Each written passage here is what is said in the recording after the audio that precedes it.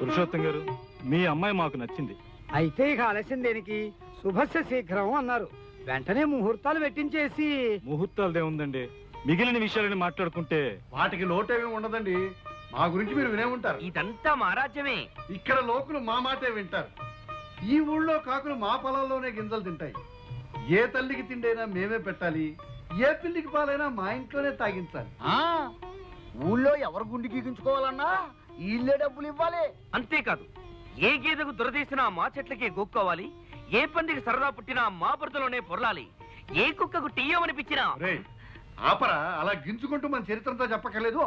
అది సరే, ఈ ఆస్తిపాస్తుల వైభవం అంతా విదేశాల్లో ఉన్న రామచంద్ర ప్రసాద్ గారు అని విన్నాం. నిజమే అనుకోండి, కానీ ఆయన వరుసకి మా అన్నగారు అవడం చేత ఆస్తి వ్యవహారాలన్నీ నా మీద వదిలేసి అమెరికా వెళ్ళి స్థిరపడిపోయారు.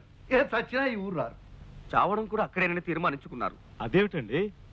మా అక్కగారు, అదే రామచంద్ర ప్రసాద్ గారి భార్య, అక్కడే చనిపోయింది. ఆ సమాధి పక్కనే తన సమాధి ఉండాలని మా బావగారి కోరిక. అబ్బా ఏమిటే, ఇక్కడ శుభవాని పెళ్లి మాటలు జరుగుతూ ఉంటే సమాధులు అస్థి పంజరాలు అంటావు. నువ్వు ఊరుకో. పెళ్లి విషయం ఏం చేశారు అస్థి పంజరం గారు? అబ్బా బావగారు. పురుషోత్తం గారు, మేము ఊరికెళ్ళి ముహూర్తాలు పెట్టించి మీకు తెలియజేస్తాం. శుభం. చూడు కళ్యాణి, ఇందులో ఉన్నవి 12 పువ్వులు. మనం పరిచయమై ప్రేమికులమై 12 వారాలైంది. వారానికి పువ్వు గుర్తుగా ఈ బొకే కట్టాను. అంటే అప్పుడే 3 నెలలు అయిపోయా? టైం అన్నది అన్నిటికన్నా వేగంగా కదిలిపోతుంది కనుక ఆలస్యం చేయకుండా ఏ పనైనా టైం చేయడం నాకు అలవాటు.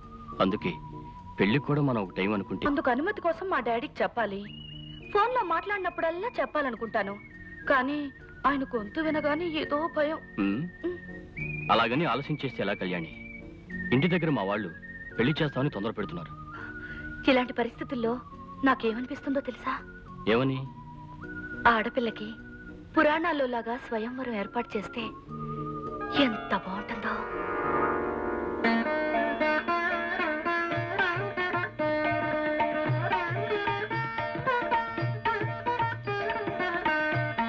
ఎవ్వరికి ఏమీ చెప్పక్కర్లేకుండా ఆ దండ తెచ్చి నీ మెళ్ళో వేసేదాన్ని.